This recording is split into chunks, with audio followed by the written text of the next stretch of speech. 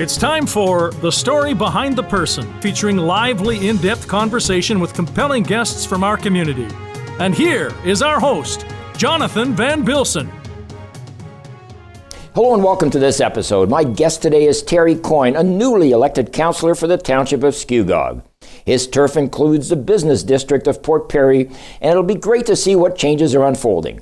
We'll be right back after these messages. Top care with top stylists. Book your next hair appointment with Port Perry's award-winning hair salon, Rosario Greco Styles. The hair experience you deserve. Book today. Call 905-985-0099. At Voss, your independent grocer, it's all about hometown living and shopping. Owned and operated by Terry and Christine Voss, their newly renovated Port Perry store carries many local items to support our town and its residents. Welcome back. As I mentioned, my guest today is Terry Coyne, one of the newest councillors in the region of Scugog. Terry, welcome to the show. Thank you very much, Jonathan. Excited to be here. So we've talked in the past a number of times. I've known you quite a while. You're a very successful businessman, and now you're a politician.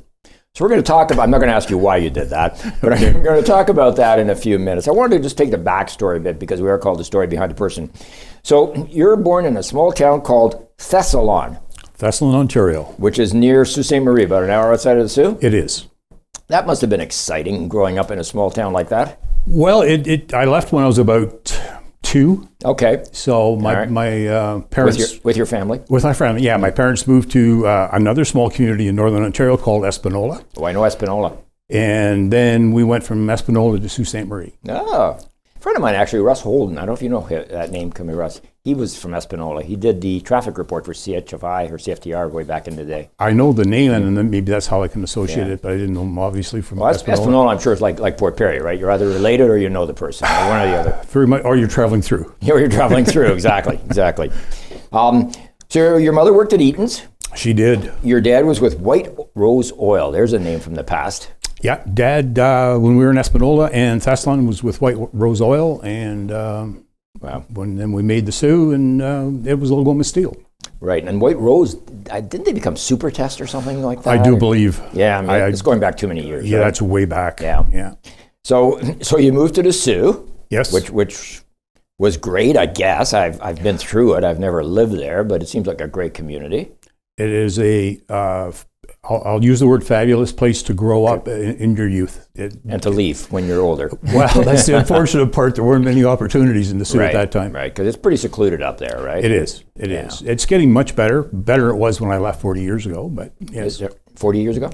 Yeah. Yeah, about 43 years. You still have family there? Do you go back? I have 2 sisters that just live outside the Sioux in Thessalon. Okay. And a couple cousins that live in the Sioux. So. Okay. So you get to go back every now and then and see the family? Once a year we go back up. And what is it, like a 4-hour drive, 5-hour drive? Oh, if you're lucky, 7. Really, that far? Yeah. Huh? Wow. Yeah. I've only flown. I've never driven that far.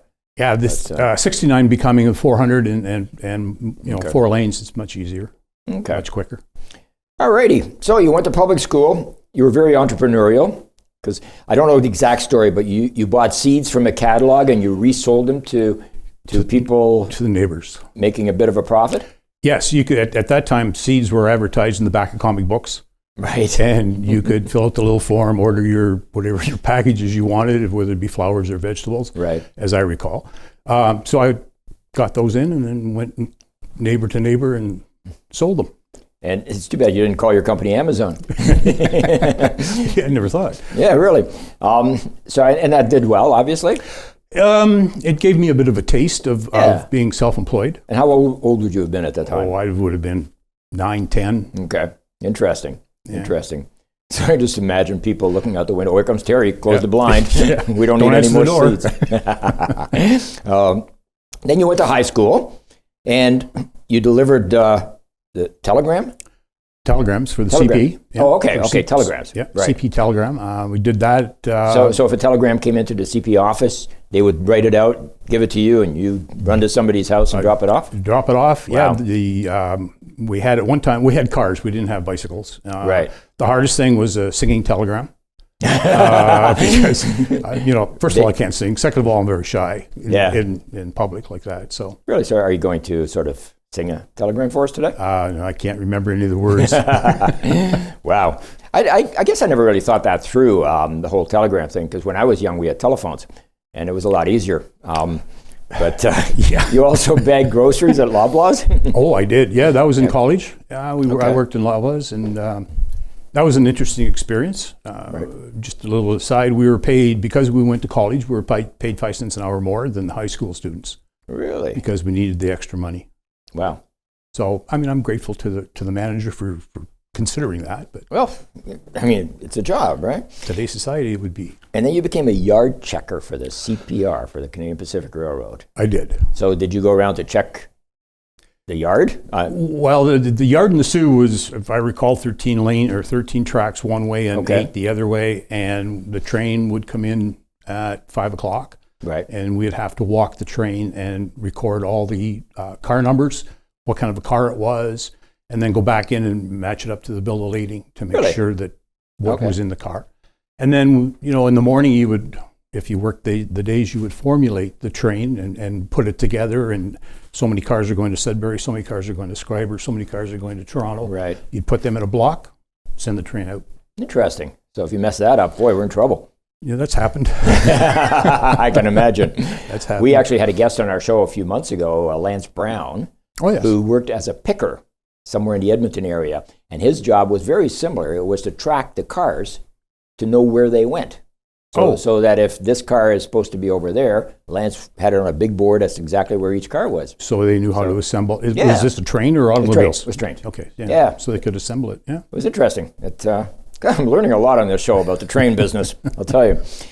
Then you went to University of Superior. Lake Superior State College. And, sorry, is that in Thunder Bay or? No, it's in Sault Ste. Marie, Michigan. Michigan. Michigan. I went to school in Michigan. Oh, there's a Sault Ste. Marie in Michigan. Twin sisters. Okay, right across the border, I guess? Yep, right across. Oh, okay. Just across the bridge. And then after graduation, you went to Algoma Steel. I did. As an electrician? Or electronic repairman, it says. What exactly is that? It's an industrial electrician. Electronics was just starting to become the new flavor in that field, I guess. And so I took a 5-year apprenticeship to learn how to troubleshoot and how to run different factions to keep the mills running. Okay, interesting. You enjoyed that? I enjoyed it, except it was shift work and Monday and Tuesday off. So that was sort of a bit of a downer. Shift work being like night shift and stuff like that. Yeah. 7 to 3, 3 to 11, 11 to 7. Yeah. You can do it when you're young, but it's tough. It's tough. Yeah, night shift's really tough. Oh God, I did a radio show for a number of years. I did the morning show, and it was like you're up at 3, and at 2 o'clock in the afternoon you better be having a nap, or you can't do it the next day, right? Yep, can't make it through. Yeah, it's tough. I don't envy people who have shift work. No, me either. So I've got here, you met a nurse from St. Thomas. Yes. And I'm assuming that's your wife. It is. Okay, good. I was hoping we were going down the right path here, right? Yeah, not a problem. So she was visiting a friend of hers in the Sioux, ran into you and said, dude. Well, it's not quite that way, but pretty close. Actually, I was dating a friend of mine, his sister. Okay. And she was in the Sioux and was a nurse, or is a nurse, and left and went to London and then migrated over to St. Thomas. And she and Nancy met, and Nancy came back for a weekend visit. And you said, hey, I like Nancy better. Yeah, I can go into more detail, but I'll leave it at that. We won't put names on the screen or anything. No, we'll keep that. And then 1970, you were married. We were. Wow, awesome. And you have 2 children? 3. 3 children. 3 children. Girls, boys? 2 girls and a boy. Okay. Stephanie's the eldest, Matthew's in the middle, and Sarah's the baby. And then you decided to pack things up and move to Simcoe, Ontario. We did. With Continental Can? No, American Can. American Can. Okay. Yeah. I have friends in Simcoe, actually. He was an optometrist there. And Peter Sawyer is his name. Alan Baldock used to be there when we were there. I don't know. I've only been to Simcoe twice. Yeah. But beautiful little town. It's a great little town. They have that light festivals too, right? At Christmas time, the Lions Club puts on this huge panorama, I think it's called. Right. Buses come from everywhere just to drive through and tour. Yeah, a lot of people don't realize Simcoe is an actual town. They assume it's Lake Simcoe. Yes. But it's nowhere near. Or the county. Yeah, or the county, exactly. So then you were transferred to Whitby. Yes, with American Can, I hired on as the electrical supervisor and the track supervisor, trackman supervisor. So electronics were in your background here? Yes. Okay. Yes, that's sort of how I got into that job. And then Whitby came up, which was going to be the first two-piece can plant in Canada. Okay. And they were amassing different supervisors from different areas of the company to move into Whitby. Right. So they transferred me, and I ended up being a production supervisor. Oh, good. Did you enjoy it, Whitby? Oh, Whitby, yes. Yeah. And supervisor, yes. I mean, the job is what you make it. Of course. But Whitby is a little bit different from Simcoe. I mean, you're closer to Toronto. You're influenced by Toronto, right? Oh, very much so. Yeah. So it took me quite a while to sort of climatize to the Whitby, Southern Ontario, I'll put it that way, atmosphere. And you got together with a friend and you founded your own company. Curtin? We did. Yeah, a gentleman by the name of Duncan Smith. He and I worked together for American Can, and then we decided that we were both entrepreneurs, if you will, right? Or that started coming back out, and we decided to form our own company. And so you did quality control for American Can. Yeah, if you understand the process of how a can is made or how it's shipped, not how it's made, how it's shipped, you have a pallet, then you have a piece of cardboard, which they call box boards, and then a layer of cans. They just build this great big sandwich. Okay. If that paper is ripped or if the pallet is damaged, then it shuts the whole line down. So Duncan and I formed a company to pre-service that equipment or that material before it went into the production line. And you guys had the foresight to know that the recession was on the horizon, so you decided to get into a different business. You purchased Pine Ridge Sports Shop, which is on Queen Street in Port Perry, correct? Or at that time? At that time, yes. Yeah, where Brock's is? Where Brock's on foot. Okay. Yeah. So, and is that a sporting good place? We bought it because of the recession, and we felt that parents would invest more money into their children than they would themselves in the sense of sports to keep the children active during. But it was everything from running shoes, baseball bats, golf clubs, everything to do with sports. Wow. I think the only thing we didn't sell was bowling balls. Okay. It's not really a sport. We're not going there either. No, I wouldn't. So then in '93, I guess the recession was sort of dying down, and you decided to focus all your efforts full time, right? Yes. Basically, what had happened was there was a partnership of three people when we started or when we purchased Pine Ridge. The one partner, who was Duncan Smith, he and I split, and he took Terry and I took Pine Ridge. So you dissolved it more or less, and yes. So Pine Ridge became promotional. You started to focus on promotional materials instead, right? Yes. I found retail, personally speaking, very difficult in the sense that in a small town like this, the fad or the what's in demand, the flavor of the day. Yeah, the window's very short, right, and there isn't a large quantity. Yeah, and you need a lot of inventory when you're doing all sports. But yes, I'm gonna hold you there for a second. We're gonna have to take a commercial break. When we come back, we're gonna talk more about being on council and what that's all about. So, all right, stay with us. We'll be back right after these messages. PP Print is excited to offer Port Perry wearables, featuring 2 great designs. Show your Scugog pride with apparel and headwear. We have you covered. PP Print, more than just print.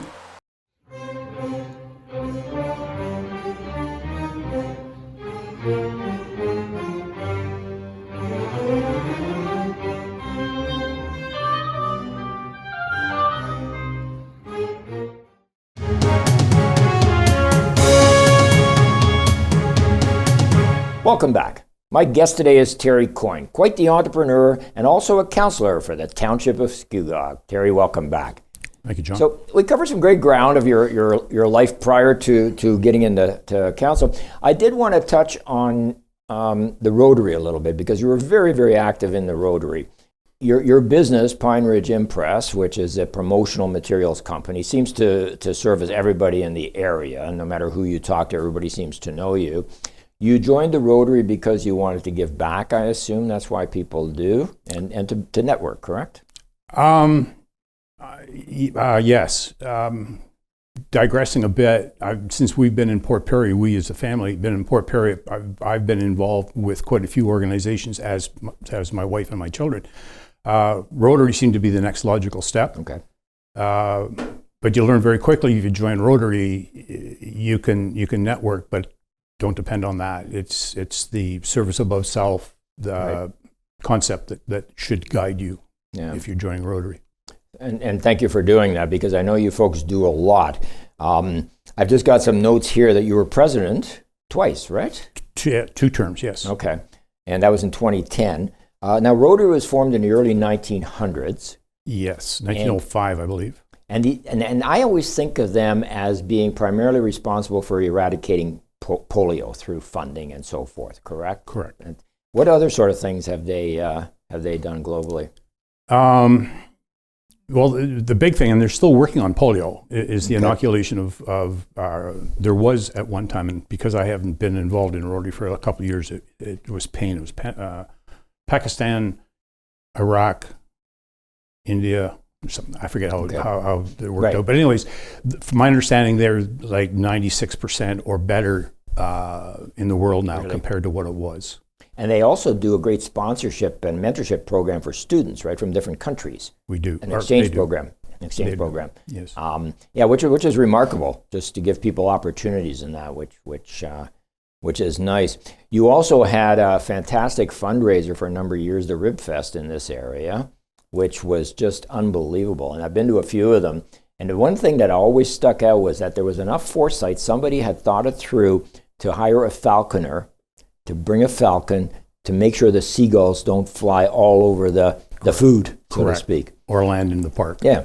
And for me, it was great to see people who I would consider dignitaries of the town are clearing tables and taking garbage out. So there's no hierarchy there. It's like everybody does everything. Everybody chipped in. Yeah. Everybody. And, if it wasn't for volunteers from the community, not just individuals, but also organizations, the Scouts come to mind, that came in and helped and cleared tables and did a number of tasks. Right. No, it was quite an amazing. It's a fantastic event. I imagine it's a lot to put on, like a lot of, and I'm sure that Rotary, like many organizations, are starting to get pretty thin when it comes to the membership, right? People are busy. You tend to have an older group of people who are no longer as physically able to do things that the young people are able to do, and that's why a lot of these organizations are starting to have to reinvent themselves, I guess, for lack of a better word. Yeah, and I think that's what's happening with quite a few organizations. As you mentioned, the older people are, they've done it, been there, done it. You can only do so much of it. You can only do so much of it. I know. I get that you burn out. Yep. Then you move on to something new. Yep. Like politics. What a segue that was. Okay. So, and also, of course, you have the big, Rotary has the big golf tournament too every year. That's a fundraiser as well, right? It is a fundraiser. My understanding is the gala is coming back in 2024. Okay. They do Petals of Port Perry. Right. Which is another fairly large fundraiser for them. It is, and that I understand that the money for that this year is being raised for a potential PET scanner for the Oshawa Cancer Center, which is great. I haven't heard that through the grapevine. Well, I mean, I can't guarantee it's 100% true, but I did hear that. Okay. You decided to get into politics, so it begs the question, why? There were a number of reasons. It took a lot of thought process, if you will, to sit back and take a look. Because I had been so active in Rotary, and a lot of my time and my family's time was spent on Rotary projects. The other concept too was the business was supposed to be sold by now. Okay. So I was sitting back going, what are you going to do, Terry? You're not going to sit around and watch TV. Right. You got to do something. And your wife is used to you being out of the house. It helps. On a daily basis. It helps. So, yeah. So I thought, I've been interested in politics for I don't know how long. As long as I can remember, I've always been interested in what transpires, how it transpires, why did this happen, and who pushed that, or that type of thing. So I thought, what the hey? What the hey? We'll give it a go. We'll see what happens. And so I threw my name in the ring, and interestingly, a lot of areas in Ontario during the last election, a lot of people were acclaimed, more than anywhere ever before, but not in your ward. You were running against two other people, and you Yes. actually had to battle it out. Yes, three of us decided to run for the position, Right. and we met on different fields and different presentations, and you learn a lot, both on that kind of a concept, and then if you're fortunate enough to be elected, then the education really begins. Right. As to how was the campaign? What was it like? You have to go door to door, knock on people's doors and stuff. I mean, everybody knows you, right? So you did have that going for you. That was truthfully a large advantage. I have a great campaign crew that did a lot of door knocking. We held a couple of information sessions. Right. Sort of come on down, have a coffee, get to know me, ask me some questions. I'll do what I can to answer your questions. So we did that.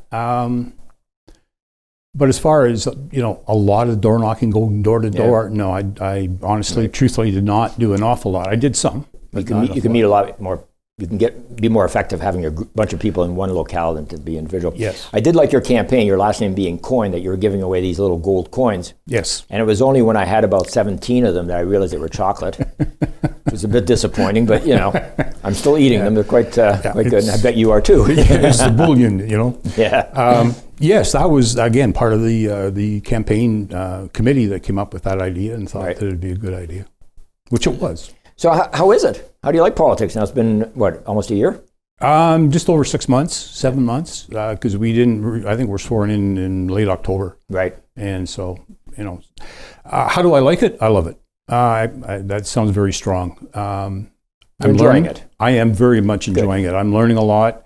I'm the type of person that sort of puts their toe in the water and just sees what the temperature is before they jump in. Right. And now my toes, I got the temperature of the water. Yeah, the honeymoon's over now. Yes. It's time to, and you've got one of the most interesting wards too. You've got the downtown core of Port Perry, which means that you've got the BIA and the chamber under your jurisdiction as well, right? Yes, and I sit on both of those committees. And for people who don't know, the chamber looks after businesses in the entire township. The BIA, the Business Improvement Association, looks after the main core of businesses, the downtown, correct? Right. Basically, Queen Street, a little bit of Queen Street, Mary Street, a little bit of Simcoe, and John, and a little bit of water. Yeah. So, so what sort of things, like what happens at those meetings? You sit in at the meetings, and you basically just an observer, I guess, right? Do you have voting rights? On the BIA, I have voting rights. On the chamber, I don't. Okay. So I sit as a member of council. So and you coordinate. I try to be the liaison between the board and the township. Right. If there's an issue, I try to voice their being whatever committee back to township. Try to find answers for the committees if there's questions that I don't have answers for at the meetings. So among, obviously, so the downtown core is important, but that's not all of your award. You have a large area. I wanted to touch very quickly in the few minutes we have left on Bill 23, because I know you're a big proponent of using employment lands or areas where there's nothing happening, like the industrial areas. Correct. To try and promote something that will generate tax revenue, jobs, and income, correct? Correct. I'm not a proponent of taking agricultural land and turning it into industrial or employment lands. Which is what Bill 23 is, basically. Well, Bill 23 is building more homes quicker. Right. Or faster, I think the term is. And so some of the regulations that we as a township used to have to abide by through the region, through the province, have now been eradicated. It seems like the province has the final say. Right. So the bottom line is we tried, I believe that we need more industry in this, in Scugog.